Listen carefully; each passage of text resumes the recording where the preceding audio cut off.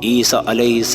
do të vras Dëxhallin dhe zbritja e tij është shenjë e madhe për ardhin e Kiametit. I dërguari Allahut a.s. në hadithe të sakta ka thënë: "Pasha atë në dorën e të cilit është shpirti im, se afërmi ka për të zbritur mes jush biri i Merjemës, gjykatës i drejtë, do ta thyen kryqin, therr derën dhe ndalon luftën. Pasuria shtohet atë shumë sa që atë nuk e pranon më askush.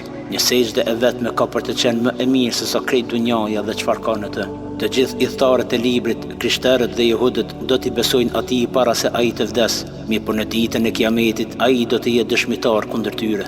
Isa a.s. e kërkon Dëxhallin për ta vrarë. Në hadithin e gjatë të Nawas bin Sam'an përshkruhet se kur Dëxhalli ta shoh Isain a.s. ai do të shkrihet si kripa në ujë nga frika. Pastaj Isa a.s. do ta ndjek dhe do ta vras atë me shtizë, harbe, te porta lindore e Ludit, në afërsitë e Jerusalemit të sotshëm në tokën e Palestinës.